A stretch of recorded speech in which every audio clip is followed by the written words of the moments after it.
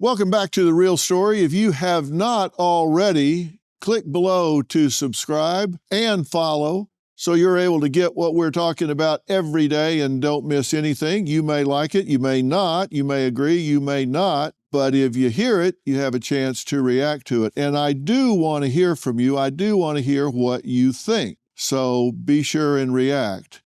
Now, the real story today is talking again about what's happening in LA, but it's talking about a whole lot more. Because what's happening in LA is really talking about what's happening in this country across the board. And this affects you and your everyday life. Here's the deal. We are a nation of laws, and laws are not suggestions.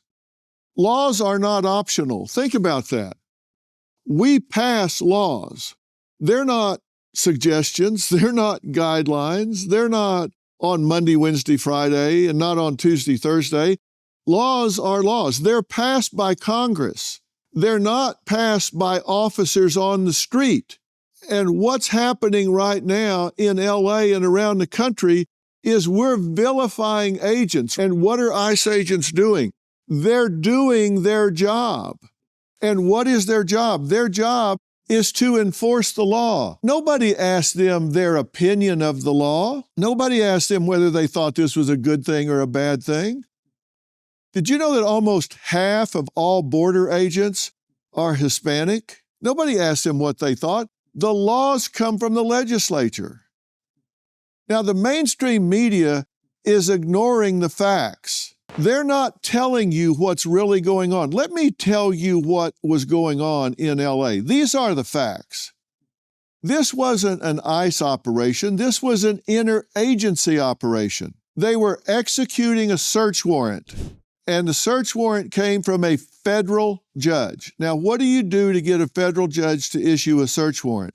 You have to present a massive amount of evidence so you can establish probable cause to get a search warrant. So a federal judge has to take all of this evidence into consideration and see whether or not there's probable cause to issue a warrant that allows agents to go into a home or a residence or a vehicle or whatever and search to see if there is wrongdoing going on. Now, that's exactly what happened here.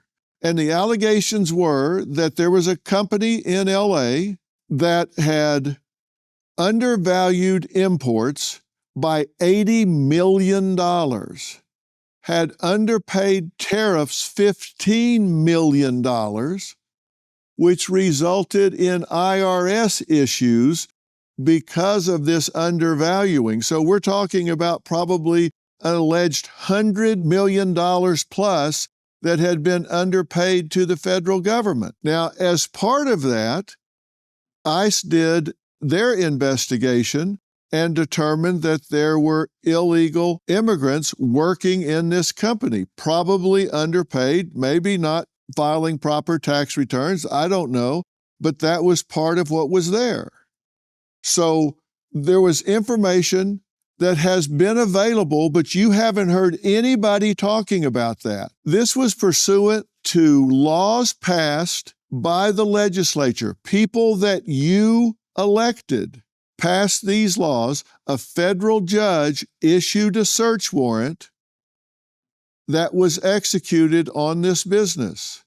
Do you think anybody asked a single FBI agent, ICE agent, U.S. Marshal, ATF agent, police officer, anybody what they thought about it? Hell no, nobody asked them what they thought. But yet people are attacking them, throwing rocks at their heads, burning their vehicles. They didn't get a vote. The rule of law can never cave to the will of a street mob burning cars and hurling rocks. This is not a negotiation for justice. It's a demand for surrender. What do you think happens if that occurs? This was not a peaceful protest, which is the right of every citizen. You, me, every one of us has the right to peacefully protest. But if you veto law by mob intimidation, you have chaos. You have a breakdown of civilization. Riot is not rhetoric. That is not free speech. That's behavior, and that's against the law. That's destruction of property. That's assault. What you have here is law enforcement versus ideology, which is great if the ideology is yours, right? But what if it's not? What if the next time it's not your ideology? And why are they not protesting to Congress? The congressmen, the senators who you elected, where are they now? They voted for these rules. They voted for these laws. Where are they now? We've actually got congressmen who are saying they are going to dox ICE agents. They're saying these masked men are coming in as though they're mysterious. No, they're not showing their faces because they're afraid people are going to come to their houses and hurt their children. The mainstream cloak this as compassion. Those people are our neighbors, our coworkers, our classmates, our friends, our parishioners, fellow parishioners in churches. They are part of the fabric of the city of Los Angeles. No reasonable person would dispute the humanity of those coming across the border, but that does not equal immunity from the law. Among those arrested are drug traffickers, those charged with domestic violence, people shooting up houses and cars with people in them. I mean, come on. But they don't want to talk about that. This is about legal versus illegal immigration.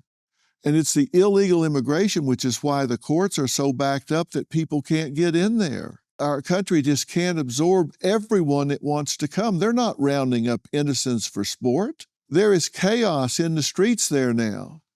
And so National Guard gets deployed as a response to lawlessness, not as a response to peaceful protest. If the protests were peaceful, there wouldn't be the need to have deployment. Federal law cannot be nullified by local resistance. Governor Newsom and Mayor Bass are siding with the mob. I've always said I focus on why people do what they do and don't do what they don't do. So why are Newsom and Bass siding with lawbreakers? I can only assume it's political expediency. Side with the downtrodden. It looks good. These are elected officials who swore to uphold the Constitution, to enforce the laws of the nation, yet they openly resist. Shame on them. Do your job and no troops will be required. How about the media? Why are they telling this story the way they are? Well, they're championing the downtrodden just as the politicians are. Why are the activists doing what they're doing? Well, they like to amplify outrage. These activists are not pro-American. What are we, dummies? They want chaos. They want to break down society. This is not a puzzle. And the media's falling for it. They amplify the outrage. They inflame versus inform. Have you heard on one media outlet them talking about the facts that I gave you, about 80 million, 15 million, IRS problems? That is all available. I got it. Why didn't somebody else? Why aren't they talking about that? Why not tell the truth and let you decide? Instead, they cloak it in moral language. Families torn apart. They don't talk about the criminals. They want to talk about this as resistance to oppression and ignore the lawlessness and focus on vilifying the attempts to stop it. This isn't specific to America. This happened in Great Britain in the 80s, Australia in the 2000s. At first, everybody said, oh, they're being inhumane. But then they got it under control, and everybody was glad. The estimates are that this illegal immigration is costing America $150 billion a year. They're screaming, abolish ICE. That'll work about as well as defunding the police. Here's a quote from a woman that was on a bridge in solidarity with LA. She said, everything that has been happening has foregone the due process. They've foregone so many laws, she said. This administration has absolutely no problem breaking the laws for them, point fingers and criminalize people who they say are breaking the laws. She said she was originally from California, so this hit her really hard. As a matter of fact, this has been an operation enforcing the laws passed by Congress with a warrant issued from a federal judge, lawful search warrant, with agents carrying out their jobs. And nobody talks about the fact that the lawbreakers are the ones that the warrant was served on, and the people that came across the border illegally. So you're right, laws were being broken, but not by the agents who are getting rocks thrown at their head. And that's the real story. Wherever you're getting the real story, make sure you subscribe and follow. Hey, Dr. Phil here. My network, Merit TV, has it all. Now, let me blow your mind. Merit TV's got the news that matters. The selection of a new pope. Entertainment you crave. Busted. Everybody in a good mood today? And live events. Surprise. What am I, chopped liver? With serious punch. Big shot. Go to merittv.com and download the Merit TV app today. Hey, Dr. Phil here. Your savings are at risk.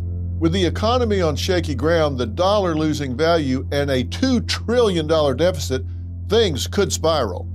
Don't wait for the worst. Take control of your financial future now.